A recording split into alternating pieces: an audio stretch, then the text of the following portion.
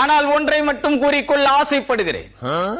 தேர்தல் என்றால் என்னவென்றே தெரியாத அல்லக்கைகள் இப்போது இடிதாங்கிக்கு எதிராக பல்லை காட்டியவாறே சதி செய்கிறார். நான் அவர்களை பார்த்து கேட்கிறேன், என்றாவது ஒரு நாள் எதிர்கட்சிக்காரன் வீட்டில் போஸ்டர் ஒட்டிவிட்டு அவன் அடிக்க பாயும் போது பசை சட்டியை பரிசாக அளித்து விட்டு தலைதெறிக்க ஓடி வந்துள்ளீர்களா? இல்லை, 400 ஓட்டு இருக்கின்ற பூத்தில் 540 ஓட்டுகளை போல் செய்து சாதனை படைத்துள்ளீர்களா? அதை விடுங்கள், அட்லீஸ்ட் ஓட்டு பெட்டிக்குள் மையை கொட்டி மறுதேர்தலுக்காவது வழிகாட்டியுள்ளீர்களா? எதுவுமே செய்யாமல் இந்த தேர்தல் நேர்மையாக நடக்கவில்லை என்று குயோ முறையோ என கூக்குரல் எழுப்பினால் என்ன சொல்ல முடியும்?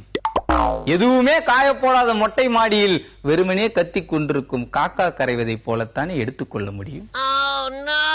ஆரத்தி தட்டுக்கு மேலே பணத்தை வைக்க கூடாது என்று எங்களது பாரம்பரிய உரிமைக்கு தடை போட்டார்கள், ஏற்றுக்கொண்டோம். காலில் விழும்போது 5 10 கொடுத்து ஆசீர்வாதம் செய்யும் எங்களது ஆண்டாண்டு கால கலாச்சாரத்தையும் தடை செய்தார்கள், அதையும் பொறுத்துக் கொண்டோம்.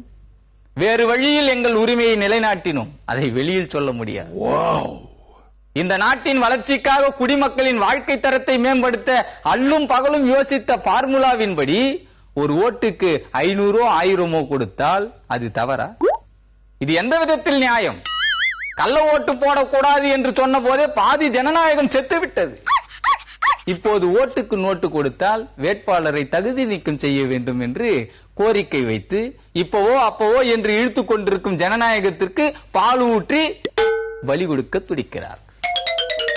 வால் போஸ்டர் ஒட்டவும் இடிதாங்கியின் படத்தை அழகாக தத்ரூபமாக வரையவும் தெருக்கோடி இல்லை என்றால் கூட பொறுத்துக் கொள்வான் என் தொண்டன். ஆனால் தேர்தல் என்று வந்துவிட்டாலே கோடிகளில் புரளும் எனது கோடிக்கணக்கான தொண்டர்கள் ஒரு காலம் அதனை ஏற்றுக்கொள்ள மாட்டார்கள். உங்களுக்கு வேண்டுமானால் ஒரு வாய்ப்பு தருகிறேன். எல்லாருக்கும் தீர்ப்பு சொல்லும் உச்ச நாட்டாண்மையிடம் ஒரு முறை கேட்டு பாருங்கள், முறையாக வரி கட்டி வரும் இடிதாங்கியின் வருமானத்தில் வந்த கோடியை வாக்காளருக்கு கொடுத்தால் தப்பில்லை என்று தான் சொல்லுவார்.